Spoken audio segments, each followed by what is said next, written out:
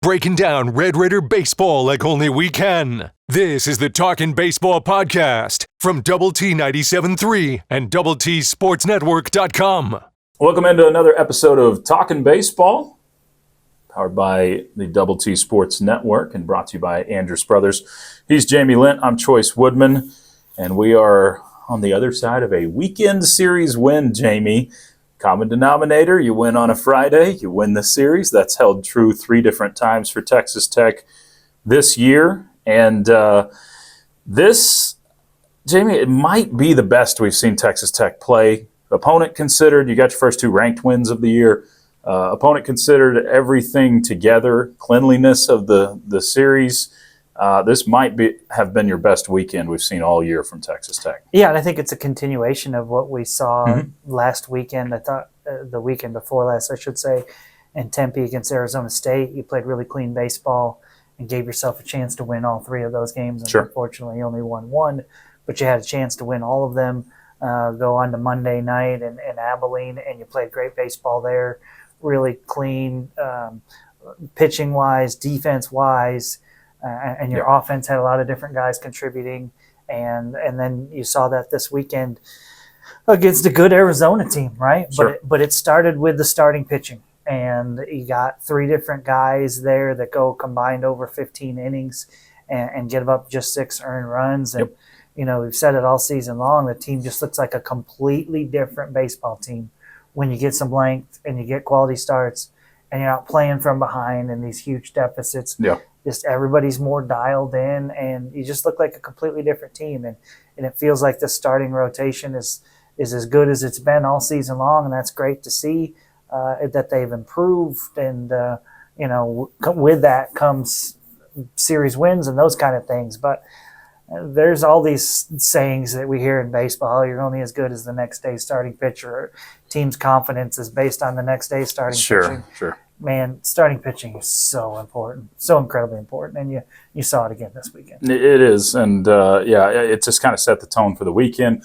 Good starting pitching allows you to jump out in front, which you played in front a lot this past weekend against the Wildcats, and it was a combination of things. I think where you look at the pitching staff as a whole, and going back to the clean baseball thing, you have 1 error the whole weekend. It did give up an unearned run, but you survived it. You got past it just fine.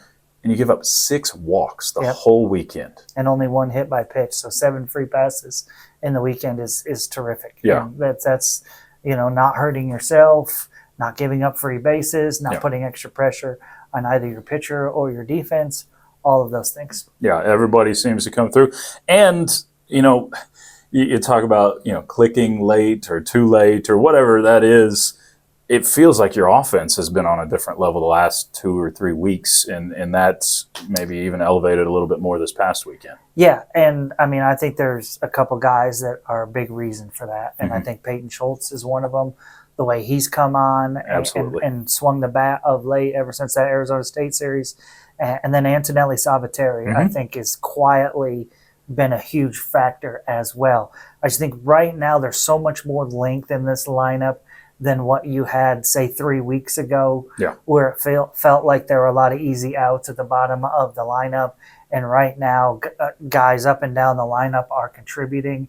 And, you know, obviously Logan Hughes is still killing it, and Robin Villeneuve's doing his thing.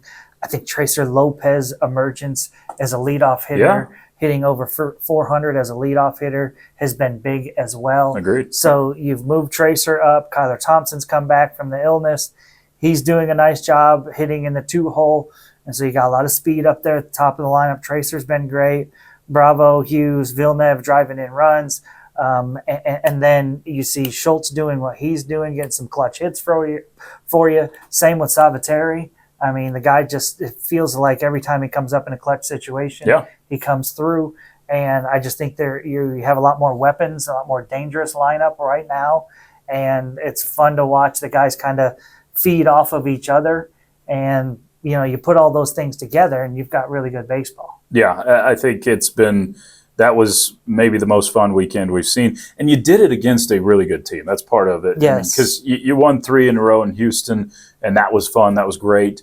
But you got 2 ranked wins in your what was this, the 7th and 8th tries or whatever it was. You've played some ranked teams this year, but you got ranked wins and against one of the best rotations in the Big 12. I mean, you look at the ERAs, you look at what they had coming in. This was one of the, if not the best weekend rotation in the Big 12. And one was really good, and Kramkowski in the second game. But you were able to hit around the other couple of guys pretty well. Yeah, that wasn't a situation where it was because of the wind. You know, it wasn't a sure it wasn't. It wasn't 3 games where the wind was blowing out and pitching didn't have a chance. It was hitting with runners in scoring position. You look at the 2 wins, and those numbers were great on those 2 days. Yeah. And even the day that you lose, it feels like in those situations you barreled up a lot of balls. You just had some bad luck with Agreed. hitting them right at people in some key situations. And that's baseball. It's absolutely going to happen. You tip your cap, you move on. Sometimes you get those breaks. Yeah. But, I think another thing that we've seen of late, it just feels like Choice that guys are individually stepping up. Mm-hmm. Okay, I feel like Mac Hewler. I feel like Tyler Boudreau. Yep. I feel like Trendon Parrish has been really good of late for the Red Raiders as well. Agreed. Guys are Perko can go in that conversation. Lucas Perko, absolutely. Yep. His kind of emergence as your closer right now. I think that's another name that's really been helpful of late. So it feels like some guys at the beginning of the season we felt like you were going to rely heavily on that maybe had some ups and downs through the first half of the season, and plus are starting to be consistent. Those guys are doing their jobs, and then everybody's playing well around them. Yeah, I think you're exactly right. And going back to your runners in scoring position, you go 6 for 16 in one win, 6 for 12 in the other. That'll win you some baseball games for sure. And so, I think the clutch hitting, the defense, all of these things that we expected early in the season, the things that did not come together have finally started to come together and show that you are a good baseball team. Is it too late? That's the question that a lot of people will ask. Is it all about what happens in Arlington at this point? Well, and if you're reading my Way Off Base blog on doubletsportsnetwork.com, which you should be. Okay. Of course, if you're a Tech baseball fan, you should be. I mean, it's kind of it's. I'm not recapping the games. I'm kind of diving into numbers and those kind of things, looking at it a little bit differently. But looking at things last night, to get to 500 before the regular season is over, you're probably going to have to go 12-2. Yeah. Or you're definitely going to have to go 12-2. You would have to go 12-2 to get to your final 14 games. Yeah. To get to 500, not likely. Okay. Yeah. Possible, yes. Sure. Not likely, okay? So for you to get to the NCAA postseason, it looks like you're going to have to win the Big 12 tournament in Arlington. And so at this point, what you're trying to do is you're trying to put good games together. You're trying to keep playing good baseball and head in there playing, on a high note, playing well with some momentum, all of those things. And if that leads to 10 wins in your last 14, you'd probably feel really good about things. Yeah. Considering that you got a road trip to West Virginia coming up this weekend, and I guess they just don't lose anymore. That's what it seems like. My goodness, that team wins. Yeah. So this is a really fun week, I feel like, for the Red Raiders, because you got the Vaqueros coming in here with UTRGV on Tuesday and Wednesday. Yep. And that's a good baseball team as well. It is. 28 and 15 in RPI in the top 40. And then you play a top 20 RPI team in West Virginia that, like we talked about, is running away with the Big 12 and playing really, really good baseball at this point. So this is a 5 games this week for the Red Raiders that is going to be really interesting. And you feel like you're playing your best baseball right now? Well, we'll see if you can continue that against these teams. And we'll take a look at those teams a little deeper coming up in just a moment. But first, let's take a listen in from our friends at Andrus Brothers. When you want the brand in West Texas roofing, there's only one company to call, Andrus Brothers Roofing. Like our Red Raiders, Andrus Brothers knows that to win, you have to be better than your competition and you have to dominate in all phases. With over 40 years experience, Andrus Brothers has mastered these concepts. So when the high winds and debris damage your roof, there's only one company to call, Andrus Brothers Roofing. Accept no substitutes. Stick with the starters on the ABR winning team. Andrus Brothers Roofing, we nail it every time. Okay, Jamie, the matchups this week, you got 5 games, a rare 5-game week ahead. You mentioned it just a moment ago, but UTRGV, and then West Virginia. You want RPI points. Again, RPI might not matter that much for Texas Tech in the grand scheme of making a postseason or anything, but there's been it could though, Choice, in the realm that when you win the Big 12 tournament. I like that. Okay. When you win the Big 12 tournament and you get the automatic bid to the NCAA tournament, because of that, then they're going to seed you based on where your RPI, that factors in. So the RPI matters. Like where your head's at. Yeah, you don't want to have to go to the number 1 overall seed in the country to play. You'd like an easier path to get back to Omaha. So the RPI points do matter. Jamie is he's on the positive I'm a choose joy guy, Choice. Always, mostly. So the RPI. Normally you see UTRGV, the Vaqueros on the schedule, and you're thinking, if this one rains out, if you got anything, we're okay with missing this game. Because a lot of years they've had RPIs in the 200s. Sure. But this year, you mentioned it, they've got a top 40 RPI. Tech, by the way, RPI improved 14 spots with the 2 wins this past weekend. So you're up to 60. You go from the mid-70s to 60. But this is it's crazy that as rough as this season has been, that you're still you're top 60. And that speaks to your strength of schedule and how tough it's been. But this UTRGV team is a good baseball team. We know that coming in, and you protected home field this past weekend. You've got to do the same as you host the Vaqueros. Well, I mean, this is a baseball team, Choice. Ouch. Yeah, Choice. It's all right. I mean, we better make sure that the games are scheduled after Wheel of Fortune's over. We better make sure that the Furs is open, because this is a old team. This is, I think, I was going over Wheel the of Fortune, huh? Yeah. Okay. Isn't that what the adults do these days? They watch Wheel of Fortune right before dinner. I think after dinner. Yeah, it might be after. I was about to say that's like 5:30. It's probably after dinner. After they're done at Furs, So anyway.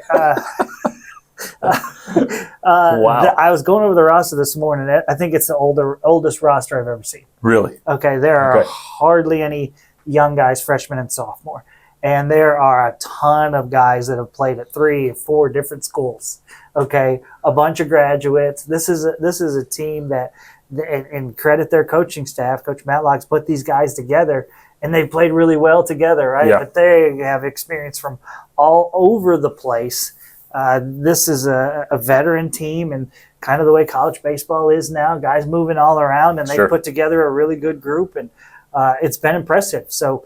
This is a team that is not going to be, bothered by going to play a Power 4 team here at Texas Tech or anything like that. It's a team that, with their age and experience, you kind of look at as that calm demeanor from the squad. And offensively, they hit over 300 as a team. Pitching wise, the ERA I think is 4.67 as a unit, which is pretty good for college baseball. Sure. And so I mean, this is going to be a challenge for the Red Raiders. So we have heard rumors that Jamie and Hacks will actually be calling them the AARP. Oh, okay. Vaqueros instead of UTRGV, since the age there. Well, and far be it for me, as a 50-plus guy, I'm not knocking the elderly or anything like that. It's just the oldest team that I've seen. So that's impressive. So we'll see on that series. If you can get 2 wins there, then you really feel like you already feel like this team is heading in the right direction. But man, that would help catapult you into the weekend, which is got to be your toughest weekend maybe since North Carolina. This when you're just looking at talent of teams. West Virginia, the knock on them this year has been, they haven't played anybody, but they've handled every opportunity in front of them except for one. They've lost 1 series all year, and that was to Arizona, team you just beat. This is a West Virginia team that has 36 wins, I believe, this year. They're 36-5. Yeah, that's crazy to have a record like that, and their RPI is in the top 15 now. Yeah, so it's a good matchup for the Red Raiders, but it doesn't feel like one that's impossible, right? And you said it. They haven't played a single top 25 team. That's crazy to go that long without playing. Not a single one. But that being said, we know how baseball is on any given day. Sure. So you play some team that's not as talented as you, but they have a great day on the mound, or you have a bad day on the mound. Mm-hmm. They haven't had many of those, right? Just 5 losses at this point of the season, and we're well past halfway past the through the Big 12 regular season. So they've played decent teams in the Big 12, and they've handled all that. So yeah, it's really impressive what they've done there with their first-year head coach. Yeah, this is a West Virginia team that I think makes people a little nervous if you're going into Morgantown, just from the trip to Morgantown in general, because you never know what you're going to get. Weather can factor in a lot of times. It's a long road trip. It's just different than you're used to in the normal travel of the Big 12. But I guess this is the time of year you'd like to get them, when you're playing your best baseball. Yeah, no question. I mean, you're playing well right now, and I wouldn't, as rough as it's been earlier on in the season, I wouldn't have wanted to play them any earlier on in the season. So hopefully you can kind of build off of what you did this past weekend and keep it rolling in that direction. So all 5 games you will find on Double T 97.3, a couple of night games scheduled. There is some weather on Wednesday, so if there's any changes in the schedule, we'll keep you updated with Double T 97.3 and 100.7 The Score. But 6:30 scheduled first pitches on Tuesday and Wednesday, and then you got games all 3 in Morgantown on Friday, Saturday, and Sunday, and we'll have those games for you on Double T 97.3 as well. For Jamie Lent, I'm Chois Woodman. You've been tuned in to Talkin' Baseball, powered by the Double T Sports Network. Breaking down Red Raider baseball like only we can. This is the Talkin' Baseball podcast from Double T 97.3 and DoubleTSportsNetwork.com.